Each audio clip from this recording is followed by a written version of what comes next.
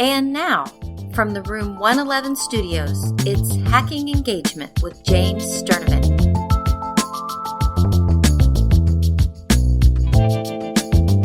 Well, hey there, listener, and welcome back to the Hacking Engagement podcast. I'm so glad you're here. It's odd the way my mind works. It's very odd. So I'm introducing this outstanding episode that I'm really excited about, and I can't get Mad Magazine out of my head. How weird is that? When I was a kid back in the 1960s, this country was really tied in knots. The Vietnam War was raging, and one of the ways that I understood things as a little kid was I read Mad Magazine. I got a lot of understanding from reading Mad. And there was one segment in Mad Magazine that I vividly remember, which was talking about don't trust anyone over the age of 30. And this was back during the hippie days, Vietnam protest days, and that's always stuck with me. Well, the reason I bring this up is because all of my mentors now are under the age of 30. And I'm just chilling in my room a couple weeks ago, and in walks one of my favorite mentors. Her name's Kristen Kovak. She's a grand total of 24 years old. And she said, James Sterneman, you have to learn about HyperDocs. So when Kristen tells me to do something, I do it. I dove into HyperDocs, and within just a few minutes, I was a card-carrying member of the HyperDocs fan club. I'm so honored to have the HyperDocs Girls on today's show from the Bay Area in California. And check this out. I wouldn't call them the HyperDocs Girls unless they called themselves the HyperDocs Girls. I was born at night, but not last night. Lisa Highfield, Kelly Hilton, and Sarah Landis. And what's interesting about this episode is I'm also going to bring in Kristen Kovak. So there's going to be 5 of us talking in this episode. That's a lot of people. So this episode is a tad bit longer, roughly 30 minutes. And if you're not using HyperDocs, you're going to want to start. So buckle up, man. You are going to love this episode. Hey, so get this, listener. My publisher contacts me and says, I love the way Hacking Engagement is selling. How about doing 50 more? I was all over it like a cheap suit. So the name of the book is Hacking Engagement Again, 50 Teacher Tools That Will Make Students Love Your Class. And it's going to be available on Amazon's virtual shelves in the late summer of 2017. In the meantime, if you're looking for more teacher empowerment resources, as always, visit hacklearning.org. Now let's get back to the solutions part of the Hacking Engagement podcast. Okay, so here we are in the Room 111 summer studios. What that means is that school is out, and I'm sitting in my bedroom recording this show, which is just wonderful. And my guests today are just outstanding. What can I say, man? I'm going west. I'm going to the Bay Area, and I'm talking to Lisa Highfield. Say hello, Lisa. Hello. Hi, everyone. I'm talking to Kelly Hilton. Say hello, Kelly. Hello from California. Yeah. And Sarah Landis. Hi, guys. Thanks for having us. And I'm going to add somebody to the mix, man. One of my comrades, one of my partners in crime. And this is Kristen Kovak. Say hello, Kristen. Hi. And Kristen, her and I teach together, but we're not in the same place because summer vacation, man, I ain't going to school. I can tell you that right now. And neither is she. So she's at home about 20 miles away, and so we're all on this big Skype chat. So if you didn't recognize these names, these are the HyperDocs Girls. And the HyperDocs Girls have taken the education world by storm. First with an amazing book called the HyperDocs Handbook, which is sold very well. And then with their tremendous website called the HyperDocs Girls website. So, ladies, I want to say a collective thank you from, I think, a lot of educators that are just so grateful for this website that helps us along in the whole technology biz. Thanks, man. Well, we're excited that your people are finding use. They're finding a need for it, and it's actually filling an amazing need. It's going so much further than we ever expected it to. Oh, yeah. And I have to tell you something. I love your little group picture on your website. You guys are just chilling in the grass there. That was an end of the day self-timer. I was going to say, who took that picture? Our secret's revealed. Well, do I have your permission to put that on my show notes? Yeah, sure. I mean, what can you say after that? I mean, no. Love the picture, man. Love it. Now, I have to ask you a question before we get started. And this is such a dude thing to do. Such a man thing to do. But are either of you, any of you, Golden State Warrior fans? Yeah, all of us. Yeah. My Bitmoji is currently wearing Warriors gear. Well, I have to tell you, my Bitmoji is currently wearing a Cavs jersey. Ohio. Wait a second. That's right. I mean, you got to put the Ohio thing together. And I want to tell you something. I'm really worried about this series because, number one, you have Kevin Durant. And number two, you're really mad about us winning last year. So, I mean, we're taping this before the series even starts. Hopefully, it's still going on when I release it next week. Well, if the call drops, all of a sudden we'll know why. And then I was looking at weather. LeBron drops. Oh my gosh, I was looking at WeatherBug today, and I mean, when I think of the Bay Area, I think of just gorgeous landscape, beautiful weather. But I think we actually have you beat today. We're in the mid-70s with blue skies, puffy white clouds, and you guys are in the 50s, aren't you? Oh, no. No, it's 70s. Yeah, we're inland. 60s, 70s. Well, what the heck, man? I looked at San Francisco. I looked at that on Yeah, oh, yeah. San Francisco's cold, but we're inland, about 45 minutes east of San Francisco, and it is like 72 today and sunny. It's a perfect weather. But it's good to know you're not competitive at all. Yeah. Are you going to be really worried about the series? You know what? I'm glad we're taping this today. I'm really worried about this series, man. All right. I actually think that it's because he noticed our pictures on those lovely rolling hills. Yeah. Are missing in Ohio. Sorry. No, you're right. What can I say, man? Hey, there aren't many U-Hauls going from San Francisco to Columbus, Ohio. I think there's a lot going in the other direction. Okay, so here's your chance. I'd like you just to go around the horn and just tell us anything about yourselves. Well, I'm Lisa Heifel, and I taught fifth grade here in Pleasanton for 20 years, and then just in the last 4 years became an instructional technology coach. It's a temporary position, and it just keeps growing, so we'll see how long it lasts. I love doing that, but miss the classroom, but we're in classrooms every day working with all ages now, so it's really expanded our experiences with instruction. I bet you do miss the classroom.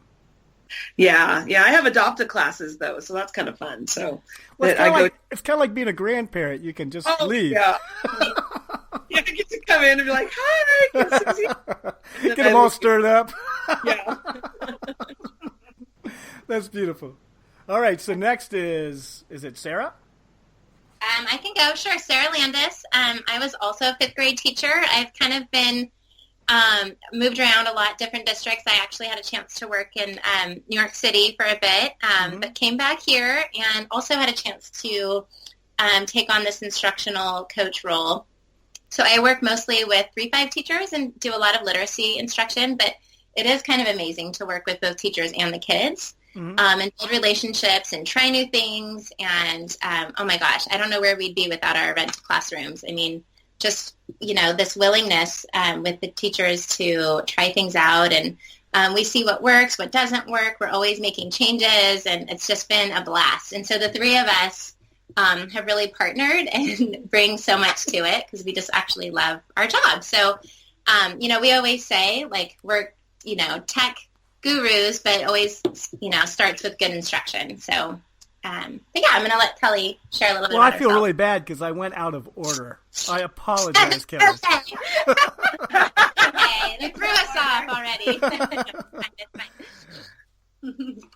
Well, with that, I'm Kelly, and I have been teaching for about 17 years now. I was also a fifth grade teacher, like these awesome ladies next to me. Mm-hmm. And you know how you just kind of work with people that inspire you. That's kind of how this whole journey started. I was still in the classroom when Sarah and Lisa became coaches. Right. So they were my coach. They rented my classroom quite a bit, and we started collaborating and just creating a ton of stuff together, and loved the journey. And then 2 years ago, I shifted also into a more coaching role where I am an instructional coach, K-12, and I do induction for new teachers right out of the credentialing program.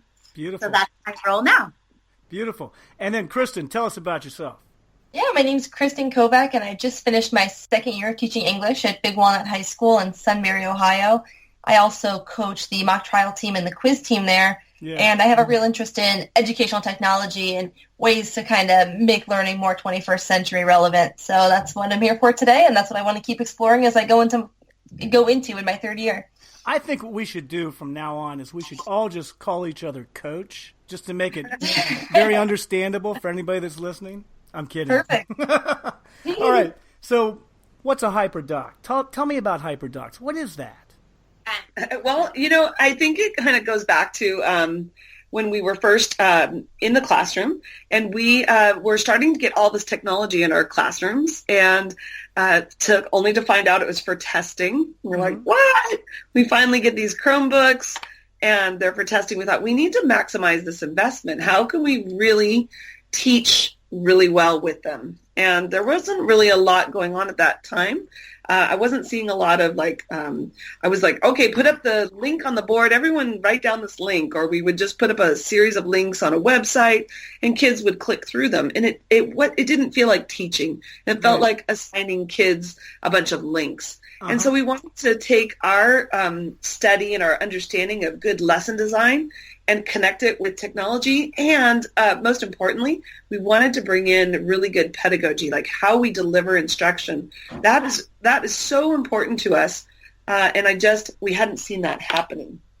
Yeah, and Go ahead. We brought our minds together, and we just kind of doing what teachers do, which is problem solving, talking through issues, and wanting to try things differently. And our district was adopting the Google Apps for Education at the time, and so we just wanted more depth. And so we started kind of playing around with paperless classrooms, and just kind of led naturally into HyperDocs. And the name came along just as a way to kind of package up what we were doing, but actually the fun has been watching it shift over the years. So, it's not just docs anymore. We see hyper maps and hyper slides and hyper sites, but the concept is still digital lessons. And so, that part hasn't shifted.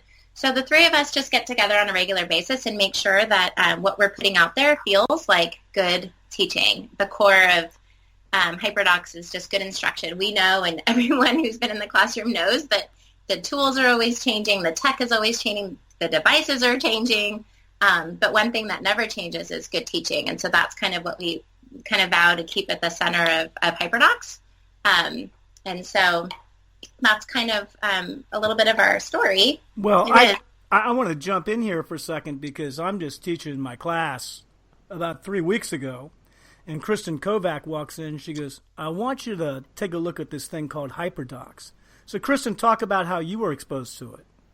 Yeah, I was at the Google conference that was put on by the IP of Ohio, and I was looking through the list of sessions, and I didn't have something to go to during one of my time slots, and I saw one that involved HyperDocs, and I'd never heard of it, so I figured it was on there a couple different times over the course of 2 days, so it had to be something good, so I went and checked it out, and I think I had half of my first HyperDoc built before I actually left that session. Wow, that's awesome. Yeah, and I've just been going ever since. I'm teaching a new class next year, so it's been great kind of as I've started planning all this new material. I've been able to make some really cool HyperDocs to go with it.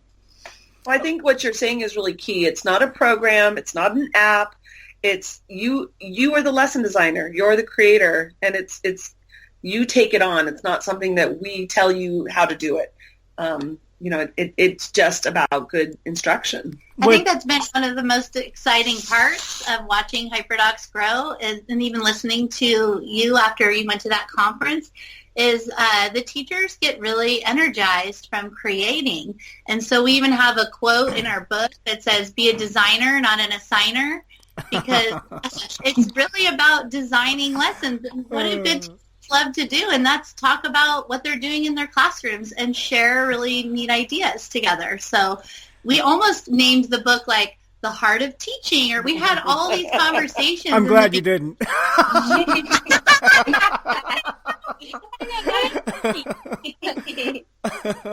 I don't think any guys would have bought it. Don't worry, we're down with our secondary buddies. Hey, listen now. Let me tell you how I got exposed, because Kristen came in, and this is a great compliment to you ladies, and said, hey, here's this thing called HyperDocs. I'm like, oh, wow, that's cool. You know, she leaves the room thinking, geez, now there's another thing I got to try to figure out. And it didn't take me long at all to figure it out. And the one thing I really compliment you all on is they're so attractive. I mean, I would have this, Google Classroom assignment thing that looked like a Christmas tree. You know, there's a link over here, there's a doc over here, there's all this, list of things. And it just consolidates everything into this beautiful template, which makes me smile. Thank you so much. Yeah, I think that's a big part of it, is that HyperDocs are packaging for your lessons. And so, they look good, and it's not that that's the most important piece, but we find that that's the piece that draws students in. They're curious. They're engaged with it. It's different than a page full of text. Yeah, big time. So we play around with packaging in terms of meeting student needs, and whether it be their need for visual clues, or their need for written instructions or video instructions. You package them for their personal, they package them for who you work with. That's a good way to put it. And it's funny, Kristen, you might remember this, you might not, but you came in and I was messing around a little bit with it and looking at your website. Do you remember me saying to you, well, how's this different than just putting a link on a Google Doc? Do you remember? Yeah, I do remember that. I bet you guys get that question a lot, don't you? Yeah, absolutely. Well, field it, man. Take care of it. Well, they are a lot more, because we're talking about really quality instruction from start to finish. So with a HyperDoc, rather than just putting the link on the doc, you have the blend happening in the classroom. So let's say you're going to create stations for that day, or you're going to do 2 students to 1 device. They really can give you the opportunity to have more FaceTime with students. Yep. And they also have everything in one place. So if you're planning a unit or a couple-day lesson or a 1-day lesson, everything is there. Like you said, you had the Christmas tree. A lot of teachers, we see that all over, especially when we're coaching teachers. We see their digital world organized in a way that maybe not be the best way for kids to go from start to finish with the learning objective in mind. And then they can go back to that place. And what happens for the teacher is you can see from start to finish their learning process is captured. So a lot of times we'll just have a place for, say, the end result, the product, or something in between. But this is the entire process from start to finish. And I'm going to give you guys another vote of confidence here, because the one thing about students is they shoot you straight. I've worn certain outfits once. And it was informed that it wasn't a good decision on my part. So I laid this HyperDoc on my students, not saying, hey, here's this new thing called a HyperDoc. What do you think? But I just assigned it, and they were like, hey, we like this a lot. Kristen, was that your experience? Yeah, I did it with my freshmen, and they really liked it, because typically I would just post all the links that they would need on Google Classroom, and then they'd have to scroll, and it would be kind of tricky to find things. So I think they definitely appreciated that everything was right there in order, what they needed to do, and where they could find it. Okay, ladies, that should make you feel really good. Yeah, that's awesome. Okay, so now let's get creative. Describe subtle or perhaps ostentatious ways to utilize HyperDocs to make lessons engaging, other than the obvious, just, throwing links in, throwing directions in. Let's get creative.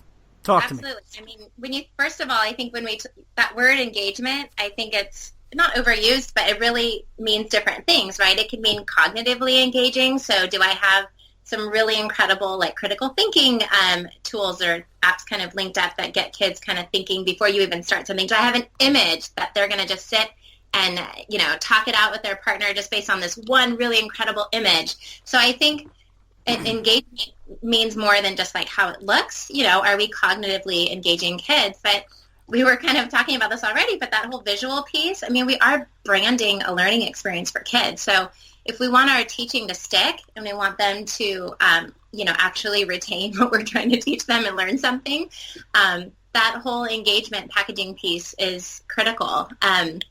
We always talk with teachers and say, talk to your kids. Use your voice, put your humor into your HyperDocs. Some of my favorite HyperDocs are where teachers are their funny selves and they're talking directly to their kids using their sense of humor. Like, here's this meme of your teacher and or switch it up or draw a mustache on him and have like him saying something that represents, me. But they just, I think the teachers that really address their students to the level, the age that they're at I think that's some of my favorite ways to engage kids on a HyperDoc. And of course, one of the things that makes it so incredible, too, is that you can get kids working with each other. There's so many ways to have students engage with each other. So that collaboration piece is huge and connecting outside of the four walls of the classroom. So you can have something really simple, like all the students are on one table and they're all kind of chiming in. I know one of my favorite lessons was a third grade teacher was doing some dialogue work, and she had the students working in groups of 3, and they had to revise the sentences. But what happened was the whole class was working on the same doc, and they started looking at each other's. They tried to outdo each other, so it's like that really organic, healthy competition, which we know you like. It's to kind of improve their work, and it's coming from them. It's not coming from the teacher, or all the can be on one slide deck, like using Google Slides. They can all be working. They each have their own individual slides, but they can see the work of their peers and just, so there's so many different ways to engage them that you're almost sneaking it in. They don't even realize sometimes. What, Sarah, you just said too, was that it lets kids engage with each other in a way that it allows for the quiet kids in the class too to have a voice and to be heard, because you may have a portion of it where they have to collaborate around ideas, and they can all post their thinking and hear from each other. You're not waiting for the one hand at a time kind of a classroom. That takes so much class time to do, and you only call on a few kids. This way you are engaging everyone at one time. Everyone has a chance to put their voice in, and kids are reading each other's responses in real time instead of waiting for that whole class discussion, which can be a real time stealer. Yeah, and just adding on to that too, going back to the packaging, if that could, what they're both describing, be part of your lesson on your HyperDoc, but the idea of planning like your backwards plan where you're going to have them start and finish, those kids, if they're learning dialogue, maybe the teaching point is still at the top of the doc. So the kids who forget what they need to be showing, they can go refer back to the top of the doc. So it's really differentiated in that way. And then let's say after they have their collaborative conversation and where they are seeing each other's work, moving along farther down the doc or the slides, now they have a way that they have to show what they know, and now they can refer back to the collaboration piece. Everything in one piece and one place really helps that differentiation for kids too. One lesson one day, a new lesson the next day. What did we do the day before? Oh, look, I can scroll up to the top and see. It really helps with that. I got an idea for you. I'm going to bounce it off you momentarily. But Kristen, you want to throw anything else in there? Not too much. I was just going to say that one of the big uses that I could see myself doing next year with the HyperDocs is our department's moving towards more of a writer's workshop focus, so I'm going to need a lot of class time to be meeting with individual students, so it seems like this would be the perfect solution to have most of the class working on some HyperDoc while the rest of the kids are meeting with me one-on-one and conferencing or doing peer editing, so definitely hope to use it a lot next year for that. Yeah, Kristen, I think that was the big game changer for us, because we wanted to think about ways that we could shift away from a lecture-based classroom to a student-based, which was building like student agency and choice, where it freed you from the front of the room. So you could work with individuals or pull small groups And it, all depending on how you build this. And actually, we have one of our templates is the workshop model, so you'll like that one. Yeah. Okay. Very good. Very good. Well, here's my idea, ladies, and I'm sure someone's done this. I'm not that original of a person, but first of all, I got to give you big kudos for having the hero's journey template. Oh my goddess, that's beautiful. I mean, I'm a big Joseph Campbell fan. Hero, 1,000 Faces. Late 1940s book.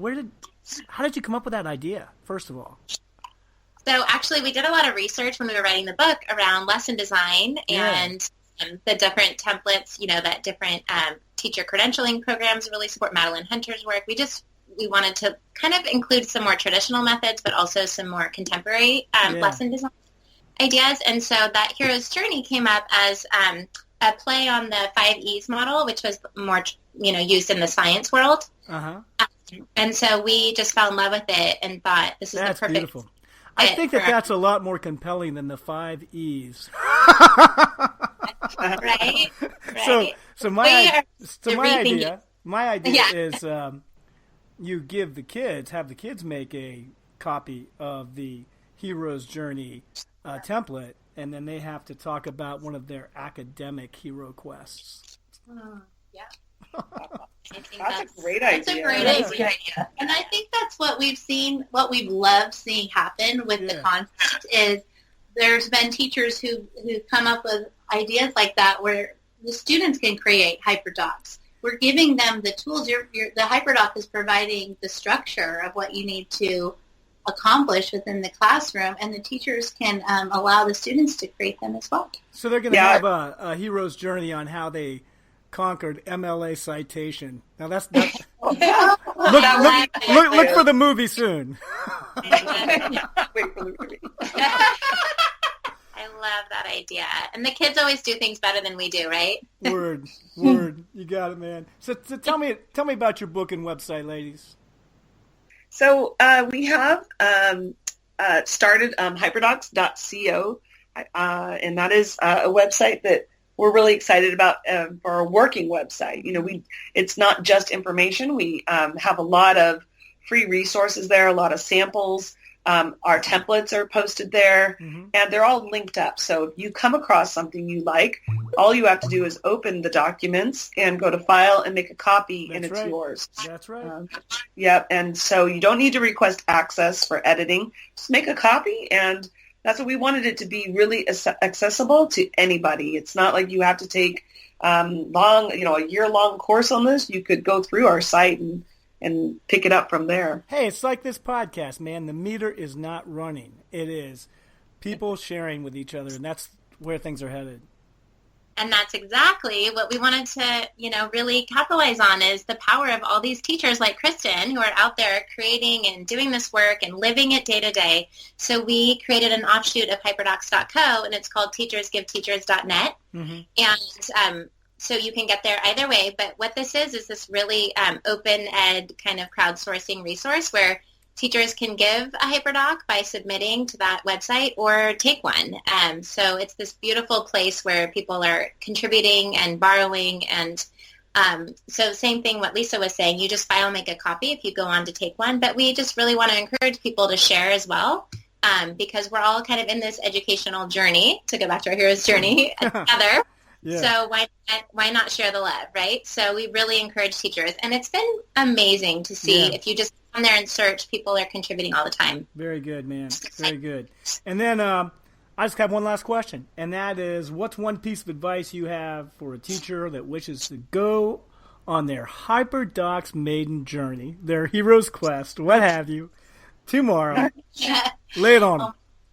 Such a great question. I think teachers should reach out to other teachers also. Like Kristen did to me. Yeah, work together. We're all better together. So choose a lesson that you're thinking about remixing, or you're really tired of teaching, or you've been really wanting to change it up, and start small with one lesson and go from there. I also would recommend getting involved with the Teachers Give Teachers community on Twitter, and we have a HyperDocs Facebook page, because we have definitely all grown as instructional digital lesson designers, even since we published our book, because of being involved with other people through those social media connections. I'll make sure to put a link on my show notes to that page. And the thing I want to say is, this is not hard to do. I was amazed at how easy it was to go on there and just manipulate that template and make it fly. Perfect, man. And so, and if nothing else, just go look at their profile pic. It's really wonderful. It's black and white. Kristen, you got anything more? The only other question I wanted to ask was, when I try to explain HyperDocs to people, sometimes I have a hard time. So is there a sentence or two long definition or a way of describing it that I could use to share it with other people? They probably have a template for that. Yeah, there you go. I mean, we did struggle with that too. I think sometimes it helps to say what it's not, which is it is not just a doc with link. I think the easiest way to explain it is it's a digital lesson plan using Google Apps. I think keeping that lesson plan as part of it, student-facing digital lesson plan, is also really helpful, because it's not the lesson plan that the teacher puts in their book. It's the one you give to the students. So student-facing digital lesson plan, I think, is a nice kind of way to capture what it is. And then sometimes just laugh about how it is kind of complex. It's so simple because it's literally just making a copy of a lesson plan, but it can be complex because it's really transforming your classroom. So we feel you on that. That's a good definition. Who've been in the classroom for a long time, it's a big shift in thinking, because when they lesson plan, they're writing their notes in some sort of a spiral notebook. And when you're writing and putting it in the hands of the kids. Yeah. So it's really just for you and your notes anymore. It's creating that engaging piece that's going to connect with your kids and giving it to them. And what a great thing to do for a young teacher who's going to be observed, something to share with an administrator. I think that would be impressive. Yeah, it's great for, if you're talking about technology in your community, sharing with parents how education has changed, sharing with your school board. We make HyperDocs for adults all the time. To let them experience learning in a different way, where it's, they can have some choice and they can follow a flow, a meaningful flow that kind of enhances the learning experience. Beautiful. Now, you ladies have to make one promise. I'm going to take my lovely wife out to Napa sometime. So if you stop down, I'll first bottle's on me. How's that sound? Oh yeah. When is that happening? Well, thank you so much for spending time with us. I just love what you've done. I mean, I appreciate it so much. And keep going, man. Keep going. Thank you for inviting me. Thank you so much. Yep. Take care now. Thank you, Kristen. Stay connected. Thank you. You too. So here we are at the What You Can Do Tomorrow section, and just like the young Kristen Kovak walked into my room and said, Sturdivant, you need to start using HyperDocs, I'm telling you, dear listener, you need to start using HyperDocs. Please navigate to my show notes, and you can see the link to the HyperDocs Girls website. If you don't want to do that, it's hyperdocsgirls.co. You can just go there based on that description. But something else I want you to check out while you're there is check out the tab that says Teachers Give Teachers.